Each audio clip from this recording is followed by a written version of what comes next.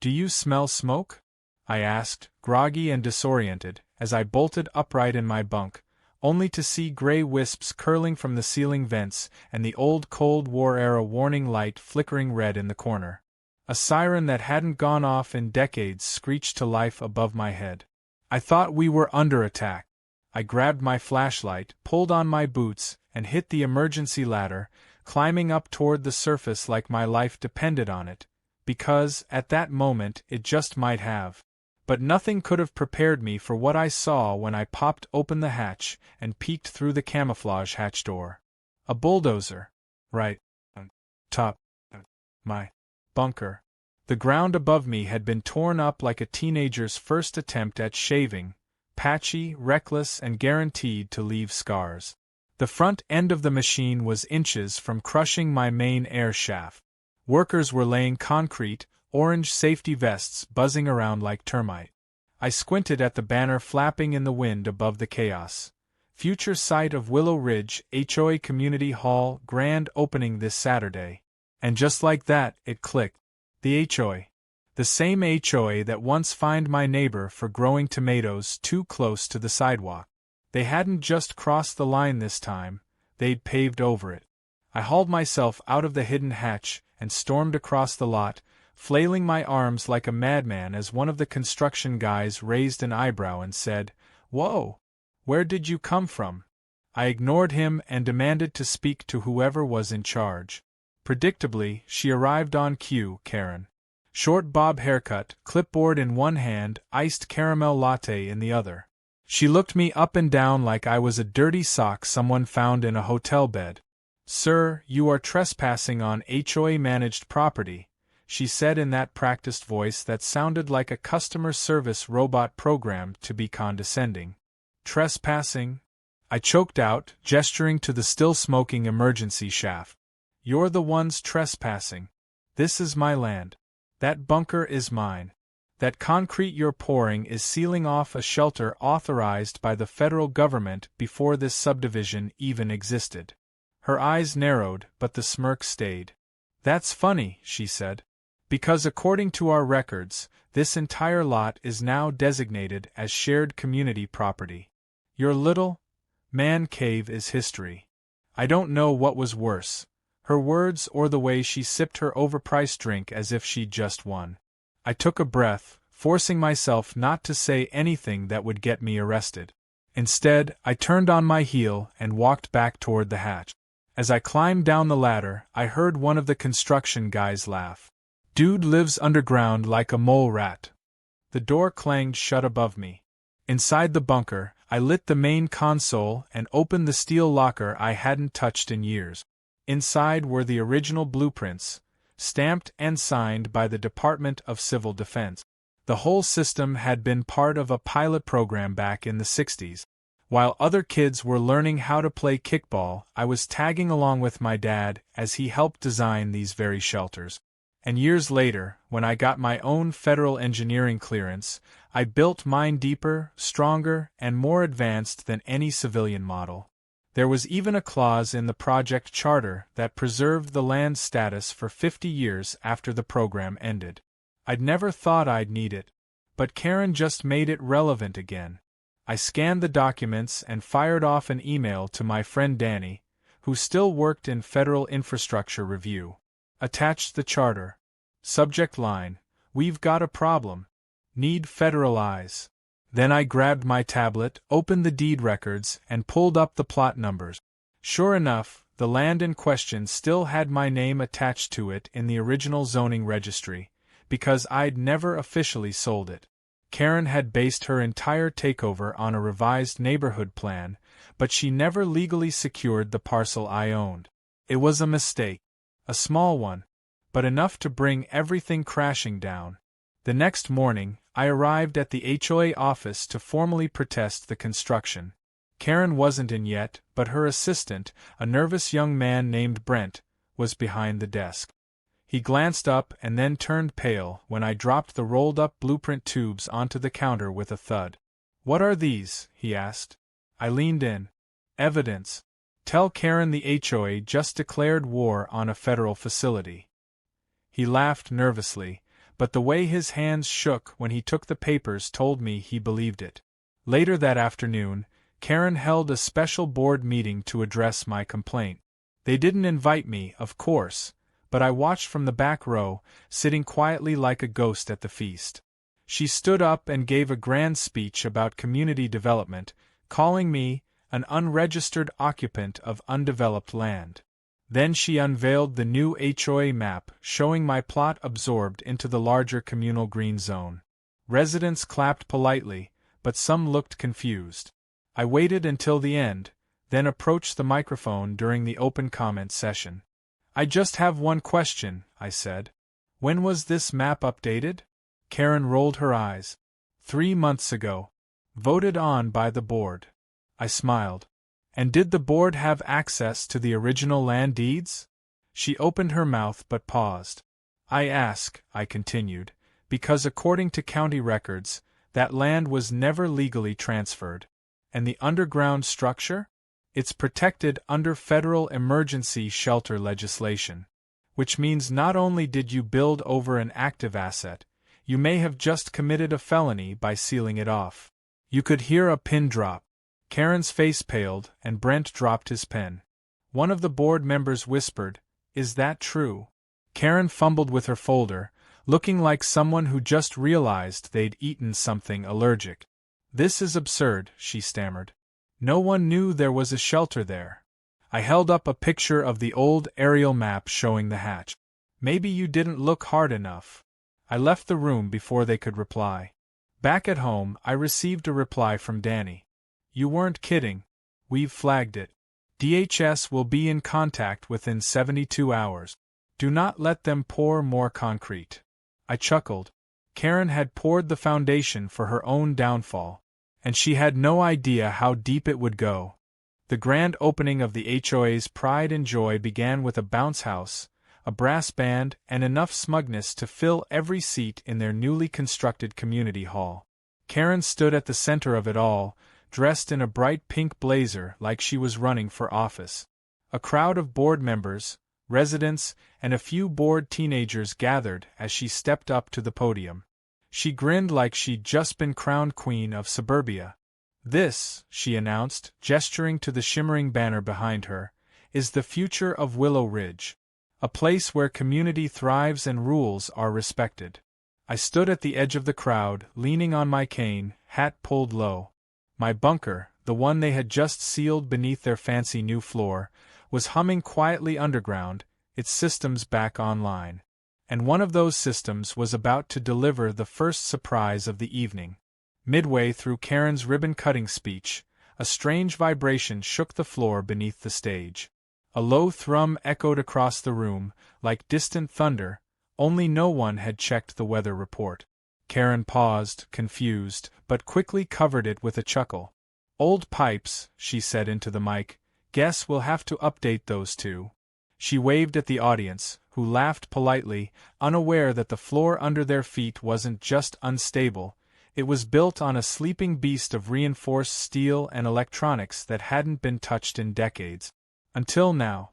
The tremors intensified. Then, with a soft grinding noise, a panel near the stage shifted. A puff of air hissed out. A trapdoor, previously hidden under fresh laminate flooring, creaked open by itself. Everyone turned. The fire marshal, who had been standing at the back, stepped forward with a frown. "Was this part of the design?" Karen blinked at him, clearly thrown off. "What? No, that's just a storage hatch. For maintenance." He didn't buy it. He marched to the hatch, clicked on his flashlight, and started descending the narrow staircase that led into the heart of the facility they thought was just some guy's weird basement. Seconds ticked by. The murmur of the crowd grew louder. Then the sirens began. Real ones this time. Not local or city alarms. These were from another era, deep and echoing, warning of potential contamination and lockdown procedures. They wailed through the vents, some hidden in walls that now served as part of Karen's grand decor. The marshal reappeared, pale and visibly shaken. "Shut this building down," he barked. "Now." Karen tried to interrupt, but he cut her off. "This isn't a wine cellar. This is a federal facility. And you've built a structure over a functioning classified shelter.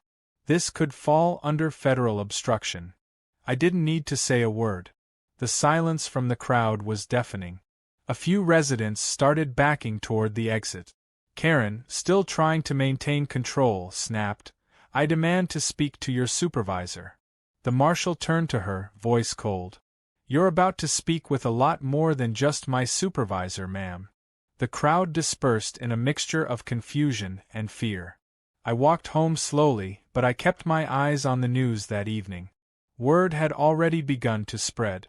Local media outlets were reporting an incident involving mysterious underground infrastructure and potential safety hazards at the Willow Ridge Community Hall. What they didn't know yet was that this was just the beginning.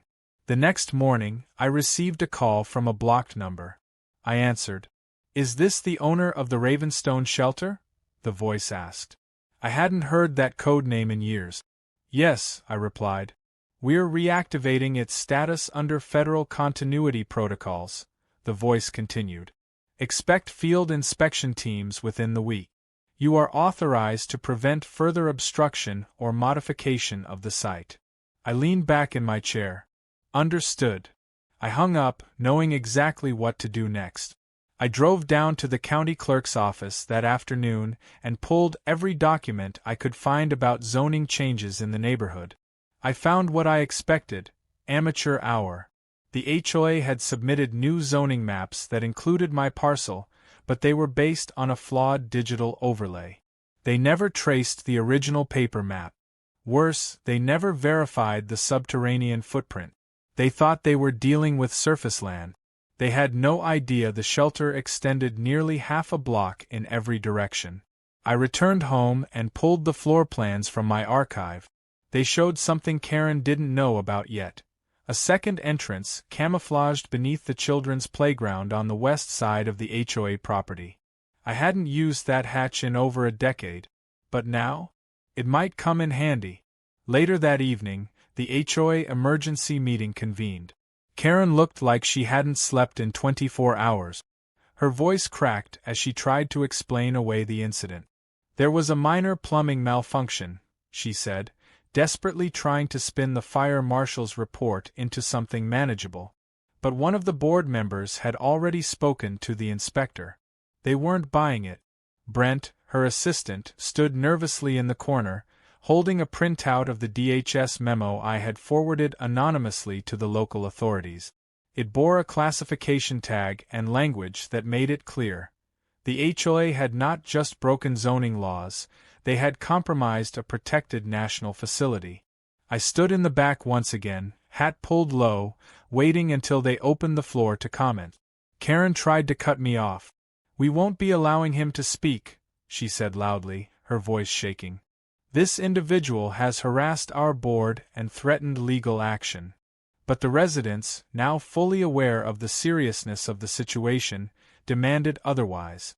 One even shouted, "Let him speak. He warned us first." I walked to the mic slowly. "I warned you," I said calmly. "You thought I was a nuisance, a hermit, a guy playing with old blueprints. But what you built your precious hall over wasn't a man cave. It was a legacy. One built by engineers, protected by the government, and maintained by someone who actually knew what they were doing. You poured concrete over a federal emergency shelter. And now that mistake is about to cost you everything." Karen fumbled for a rebuttal, but one of the other board members held up his hand. "Is it true the feds are involved?" I nodded. "You'll know just how involved they are when the next vehicle that parks outside isn't a resident's SUV. It's marked with government plates and agents carrying field kits." The room fell silent again. I turned and walked out, letting that final note hang in the air like a firework that had already been lit. As I stepped outside, I looked toward the hall, its fresh paint gleaming in the early evening light. And beneath that surface, my shelter was alive again, humming, waiting, and ready to take back every inch they'd tried to steal. The sky was still a dull gray when I pulled into the courthouse parking lot, a manila folder in the passenger's seat holding every piece of paper that would flip this entire situation on its head. Inside were the original zoning deeds, my land ownership documents, and the Department of Civil Defense clearance letters with federal seals that made even seasoned officials nervous. I wasn't going in there to request anything. I was going in to reclaim what was mine. And legally, the land the HOA had claimed for their beloved community hall wasn't just improperly acquired, it wasn't theirs at all. The clerk behind the counter greeted me with practiced indifference until I slid the folder across to him and told him I was filing for repossession of land under Federal Continuity of Government Infrastructure Protection Guidelines. His eyes widened the moment he read the header. He didn't even ask questions. He just picked up the phone. Within the hour, I was sitting in a small room across from a county supervisor, a land records officer, and a federal liaison who had shown up unannounced in an unmarked vehicle. They asked me to walk them through the history of the property, and I laid it all out. The federal shelter, the land that had never been formally transferred out of my name, the HOA's oversight in their permit filings, and finally, the photographs of the facility entrance with the clearly labeled hazard signage still visible under the laminate floor Karen had proudly danced on just days before. I ended the meeting with a question. So what happens now? The federal rep, a quiet woman with sharp eyes and a navy blue suit, simply said, "We'll take it from here."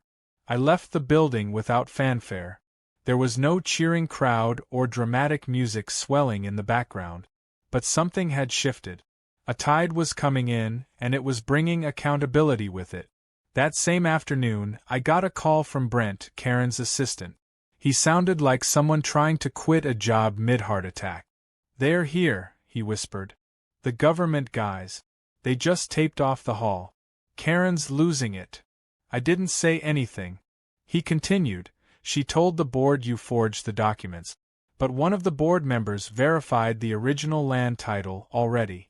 Sir, I don't think she's going to last." The next day, the residents of Willow Ridge woke up to find yellow caution tape strung around the entire community hall. A notice had been nailed to the front door, signed by federal authorities. It informed the public that the site was now designated as under restricted inspection and classification review. Nobody really knew what that meant, but it sounded serious. Karen tried to downplay it, calling it a temporary audit. But when a second team arrived with ground radar equipment and began scanning beneath the playground, her facade started to crack. What she didn't know yet was that the second entrance to my shelter, long sealed but never decommissioned, lay directly beneath those monkey bars. And now it was in the government's spotlight. Inside the HOA boardroom, panic was spreading like spilled coffee on white carpet. The board members turned on Karen one by one. "Why didn't you check the deeds?" one asked. "Did you really bypass the legal review?" another demanded. She threw out a flurry of excuses, blaming the planning office, the outdated records, even me for being deliberately deceptive by staying quiet all these years. But the more she spoke, the less they listened. She'd ruled over them with fines and threats for years. Now her throne was shaking. What truly broke the camel's back was the audio recording. During her last closed-door meeting with the board, Karen had been ranting about that creepy bunker guy, and admitted to redrawing the community lines without proper approval. Brent, whether out of guilt or self-preservation, leaked the recording to a local journalist. The story hit the neighborhood app and social media like a wildfire. Within hours, residents were demanding her resignation. Some even organized a small protest on the sidewalk outside her house, holding signs like "Unkaren Our HOA" and "Free the Bunker." I stayed quiet through all of it, watching it unfold with the calm satisfaction of someone who had set the first domino in motion and merely stepped back to let gravity finish the job. Meanwhile, I continued working behind the scenes. The federal team was now fully aware of the bunker's specifications and the violations committed by the HOA. I was given permission to reclaim full access, including surface land directly above the structure. But here's the twist. I didn't want to demolish the hall. Not yet. I wanted them to feel it first. I filed a secondary motion, not just for repossession, but to offer the HOA a temporary lease agreement for the land they had built on. The price? Outrageous. The conditions? Even worse. Monthly inspections by emergency response officials, required fencing around both bunker access points, and a public disclaimer posted outside the hall stating it was not under HOA jurisdiction but rather leased land under federal continuity infrastructure regulations. The board was stunned. Karen refused to even read the proposal. But the other members? They were beginning to realize that my offer was the only thing stopping them from losing everything. The board held a vote without her. They accepted. The hall now belonged to me, at least on paper. And every month, the HOA would be sending a check to the man they had once dismissed as a reclusive nobody with a bunch of old junk buried underground. Karen was livid. She barged into my property one afternoon, red-faced and ranting. "You think this is over?" she yelled. "You think you've won?" I didn't respond. I just pointed at the newly installed steel post near the sidewalk with a bold placard on it. It read, "Warning. You are now entering federally leased continuity infrastructure property. Unauthorized access is a federal offense." She backed away without another word. Brent quit the next day. Karen was stripped of her chair position and placed under investigation for document forgery, zoning fraud, and obstruction of a federal facility. The board, now desperate to save face, issued a public apology. I didn't attend the ceremony. I was underground that day, testing the emergency comm system and running diagnostics on the backup power cells that hadn't been touched in 20 years. They still worked perfectly. Just like the truth. Quiet, buried, and patient. And when it finally came to the surface, it changed everything. A week after the HOA signed my lease terms under pressure, things got strangely quiet. Karen's absence from the board meetings didn't go unnoticed, and although they tried to carry on as if everything was normal, the neighborhood could sense the tension. The residents had tasted the truth and couldn't unsee it. The once celebrated community hall now had bright red signs warning that it sat on federally monitored ground, with cameras posted discreetly on corners and sensors installed at both bunker hatches. Residents avoided walking too close, parents told their kids not to play near the building, and HOA events suddenly moved to picnic tables and garages. Their flagship structure had become a haunted house, except the ghost was still alive, living comfortably beneath their feet, reading reports by lantern light and sipping tea surrounded by reinforced steel walls. I wasn't just back. I was in charge now, in a way no one had expected. I didn't stop there. While they scrambled to salvage their public image, I quietly reached out to an old acquaintance who ran a private survivalist group. Back in the day, we'd worked together on training exercises for emergency preparedness. Now, I invited his group to lease training space directly above the bunker. Not the hall itself, but the patch of land bordering it. The old park the HOA had forgotten was still part of my original parcel. Within days, the field transformed. Where kids once kicked soccer balls, there were now temporary tents, emergency gear, and volunteers running mock drills. The group set up evacuation routes, tested radio equipment, and conducted weekly training that simulated everything from earthquakes to grid blackouts. It was completely legal under the land agreement, and it made the HOA lose their minds. Residents began to complain. Why are there people with gas masks doing drills next to the swings? Karen, though no longer chairwoman, tried to rally them online. She started an HOA-wide petition to revoke the survival group's access, calling it a public safety threat. But she failed to grasp the key fact. It was no longer their property. Every inch of ground where the training was taking place fell within the footprint of my reclaimed land. Not only was it allowed, it was protected. And I had the paperwork ready to shove into the face of anyone who doubted it. Then came the day Karen tried to escalate. She called in a private security company, her cousins, apparently, to review safety procedures on the land. 2 guards arrived in matching windbreakers, tried to flex their authority, and approached the tent line without permission. What they didn't know was that the survival group had permission from Homeland Security to defend the perimeter of the shelter during training hours. One of the guards pushed open a tent flap, demanding ID. What he got instead was a loud verbal warning, followed by a stun baton to the leg when he refused to leave.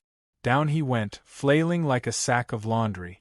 His buddy ran for the truck, leaving him behind.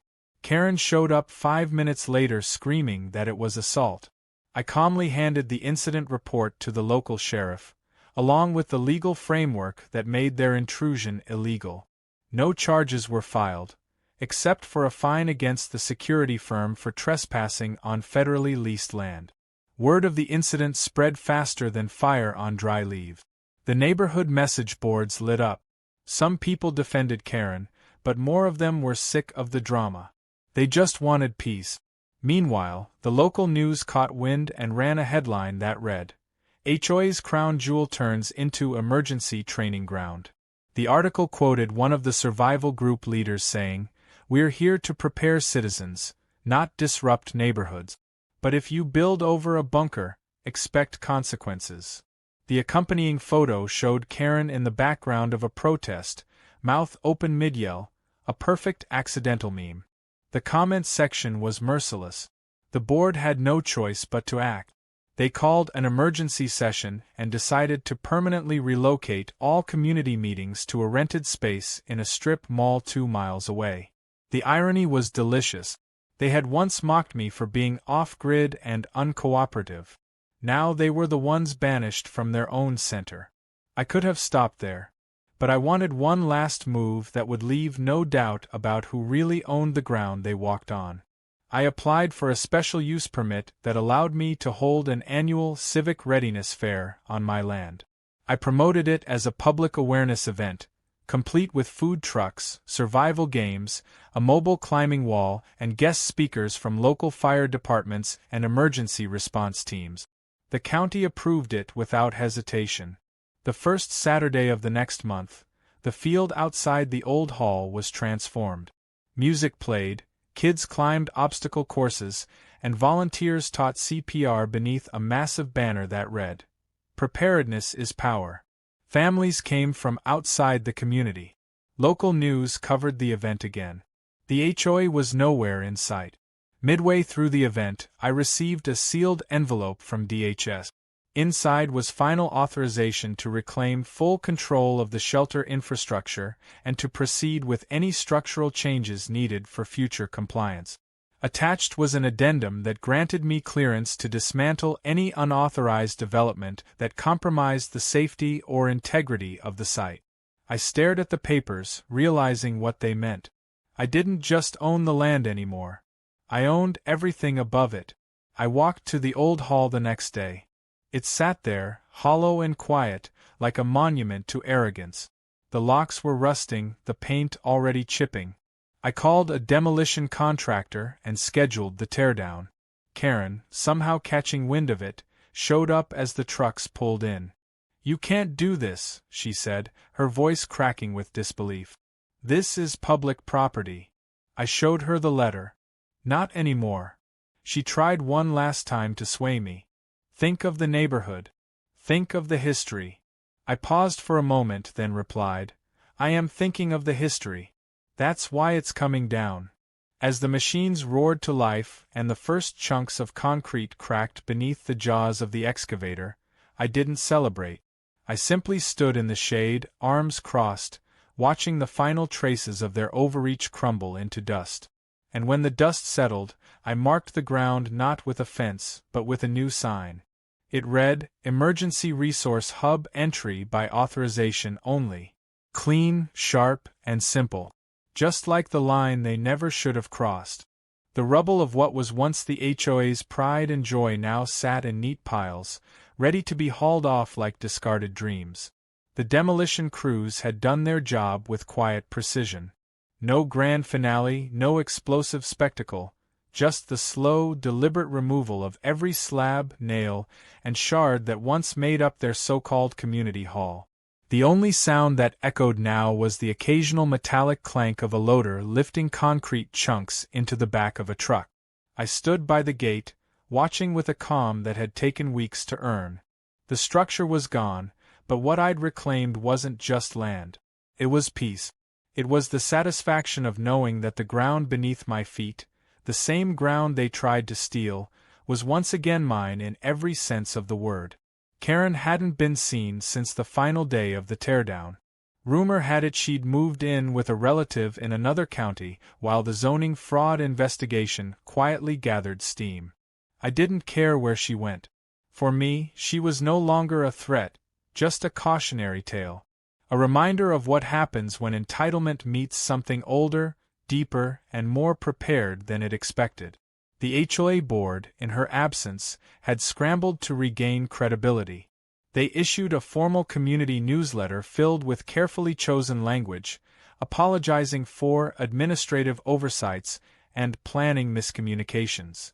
They tried to downplay what had happened, but their tone had changed. Gone was the smug superiority. In its place was a humble, almost desperate attempt to move on. But the community hadn't forgotten. And I didn't let them. The first week after the lot was cleared, I got to work. I brought in a small team, people I trusted, engineers and volunteers from the survivalist group, to help refurbish the shelter's surface-level structures. We installed reinforced stairwells, secure access hatches, solar-powered lighting, and biometric lock. What used to be a hidden relic was now becoming an officially recognized emergency resource hub, complete with a monitored entrance and up-to-date inventory. The transformation wasn't just cosmetic. It was symbolic. The land was no longer a target. It was a center. A place of preparation, not conflict. To mark the reopening, I organized a quiet dedication event. I didn't send out flyers or post about it online.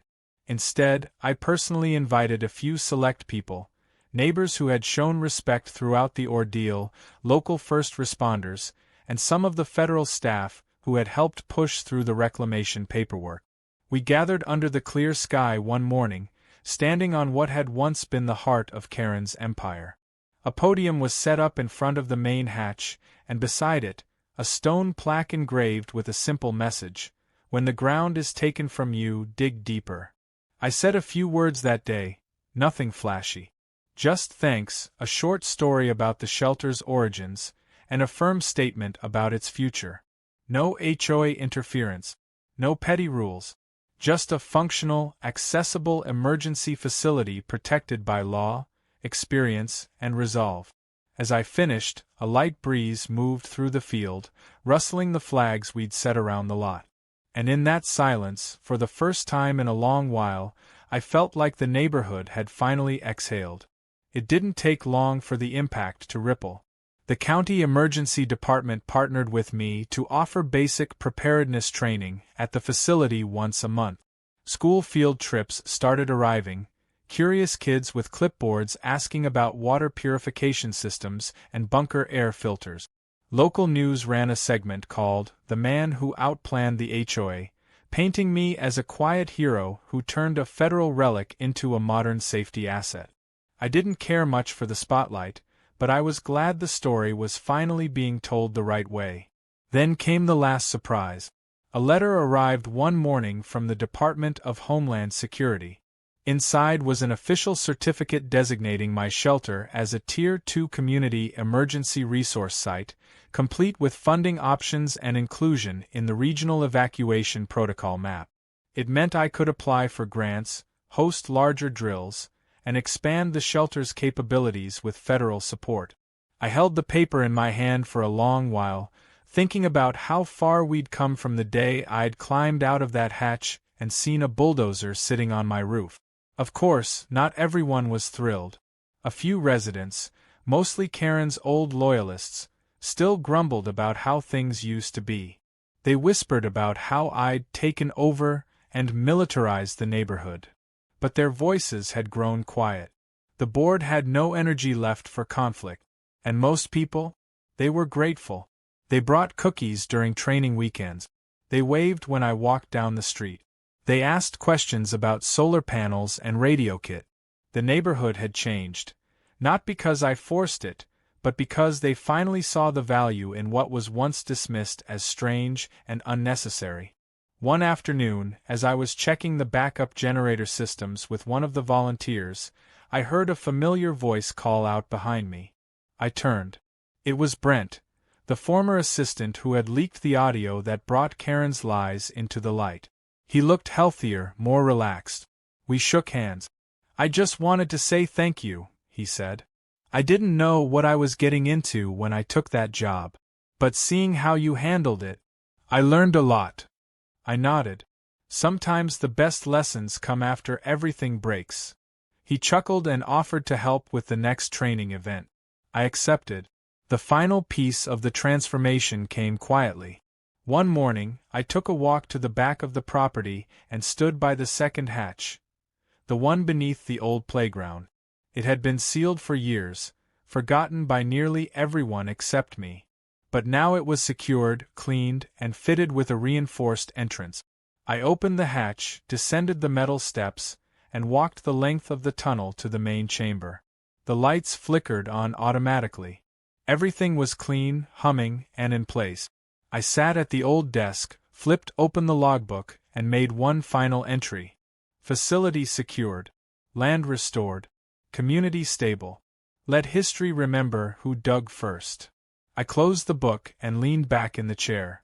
Above me, the sun was rising. And for once, I didn't feel like I was hiding from the world. I felt like I was part of something that mattered. Not a community built on bylaws and arrogance, but one grounded in truth, resilience, and respect. They tried to bury me, but all they did was remind me how deep my roots go.